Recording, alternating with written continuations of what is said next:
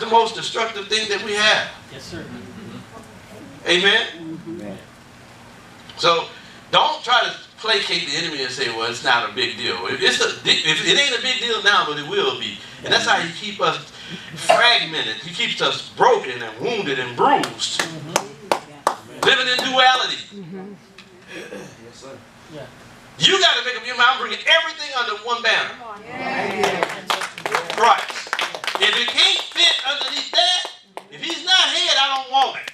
Man, that's just easy stuff. I felt, when I was single, that's the way I felt. If it can't get under here, I don't want it. We don't love ourselves. Yeah. You know why? Because we give greater credence to bio than we do to Zoe. Bio is your first life. Your first experience with life is bios, your biology, and your surroundings, and the people you know, the people you met, the things you've done, and all that stuff. Come on. But the enemy wants to keep us fragmented and broken. And see, the thing about it, the only way we're going to get hold is that we got to submit to God's authority. Amen. Come on now. See, I told you before, I got the unduly responsibility to taking people that are broken and try to introduce them to something that's whole. But then, because of offense or whatever comes across over time, we allow these things to fester in our heart. And then we try to figure out, is something wrong with them? In fact, people leave this church saying, it's them.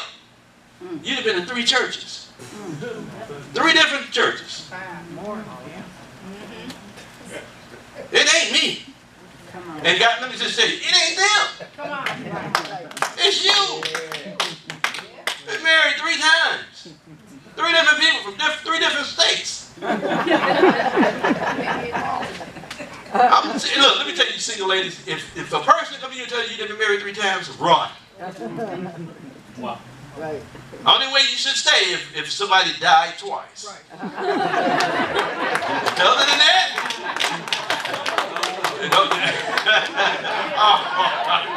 Brian said, you don't know. You rather go down to your local police station,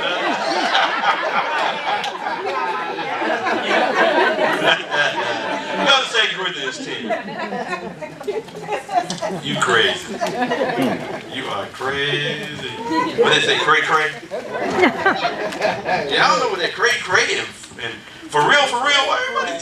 What does all that work for anyway? Now the younger generation, you gotta say things twice now. Get in the house. Maybe that'll work too. Shut up, right? The double witness, that's what it is. Verse 3. For though we walk in the flesh, we do not war after the flesh. Oh, stay out of that flesh, y'all. Don't fight after the flesh. Don't allow the enemy to take you in that dimension. Verse 4. For the weapons of our warfare are not carnal, but mighty through God. Mighty through who? God. So the weapons of our warfare are not carnal. It's sarkikos. It's not carnal. But it's mighty through who? God. To the pulling down of what? Strongholds. We'll talk about them strongholds later. Now go verse 5. Casting down imaginations, every high thing that exalted itself against the knowledge of God, and bringing into captivity every thought to the obedience of Christ. Oh, that's powerful stuff, ain't it? Yes, sir. So it says here, though we live in the flesh, don't fight after the flesh. So I can't resist you in the flesh. Come on. All right. All right. So if you do something to me, I can't respond to you. You preaching? Oh boy. Because every seed reproduces at its own kind. So I got to walk in the spirit, right? Well, that's not where I want to go. It says, for the weapons of our warfare are not carnal, but mighty through God to pulling down the strongholds. So as a leader, the thing that I got to do, I got to get you guys to understand the weapons of your warfare. Yeah. Yes. And the weapons of your warfare is not, it is binding and loosing. Amen. There's an element to it. But the weapons of our warfare, the weapons that God has given us, the instruments that God has given us for warfare, that word warfare is strategia. The real word means, what it means in the Greek, it means apostolic career. It means strategy. That's where we get the word strategy from. So when you find a church like this that are aggressive against strongholds, the strongholds don't necessarily mean they have to be demonic.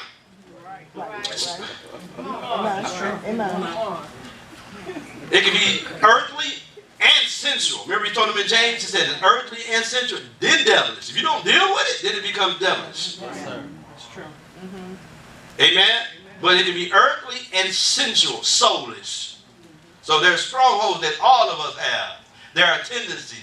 There's places of resistance. Yes, sir. Yes, sir. Like now, when the message is coming, some of y'all looking at me like y'all ready to jump out of the seats. It's the devil. That's a devil. It's strongholds that want to resist the word. Yes, sir. Fight against the word. Now God is saying this is life. This is liberty. But in your head, you can feel it like, hold on a second. Leave me alone. That's the resistance that comes. The stronghold that comes. We'll talk about that later. Them strongholds have a voice. Sure. But you got to cast down the imaginations. That word in logismos is arguments or theories or reasoning. So sometimes somebody can bring a truth to you and immediately you argue it. Immediately you're not even receiving it. And you know in your spirit that it's right, but your head is just want to go in full-fledged fight. True. Anybody ever been there? Can I get some hands? Yes, sir. You've been married, you've been there many times. Amen. Everybody got a Rocky in them. I'm serious. Everybody. I ain't got no Rocky. Everybody has a Rocky in them. All you got to do is get territorial. And that's what logismos means, is having logic. We got logic. And sometimes the enemy will use that high thing and then exalt it against the knowledge of God. But we have to bring that thing into captivity, into the obedience of Christ. Now, what is the obedience of Christ? It's the nature that's in you. So you don't bring it down and say, here you go, God. That's not obedience of Christ. The obedience of Christ is his nature in you. So what you got to do, you got to filter it through your new strongholds. Amen. You got to run a test through those thoughts. You got to filter through those thoughts. And when you know the scriptures, you spend time in the scriptures, the first thing that should come up in your stronghold should be scriptures. Not your opinion, not your logismos, not your logic, not your opinion, not your comfort zone.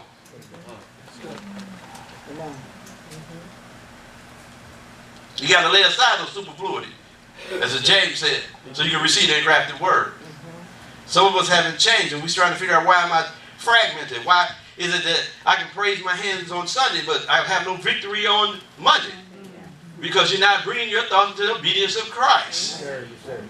What was another level of obedience? Remember Jesus said, not my will be done, but thine will be done.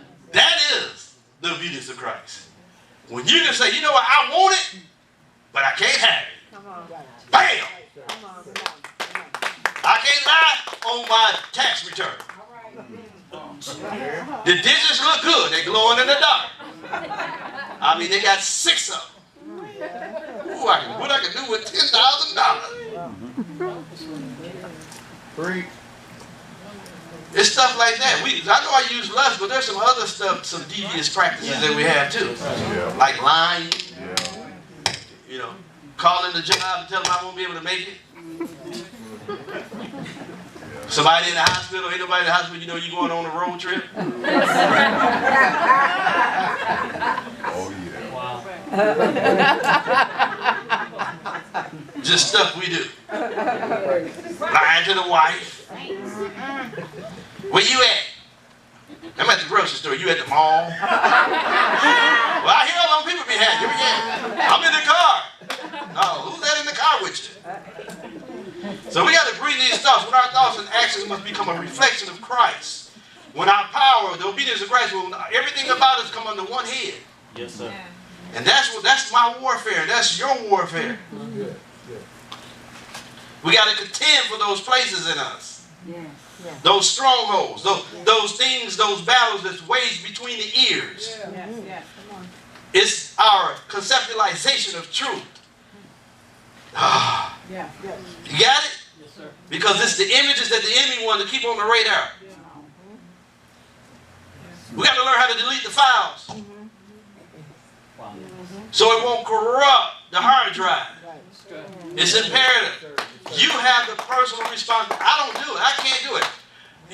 I give you the app, the software. It's up to you to do what you need to do with it. That's all I can do. You know what I'm saying? I wish I could go inside you and just say, just open you up and say, bam. Yeah.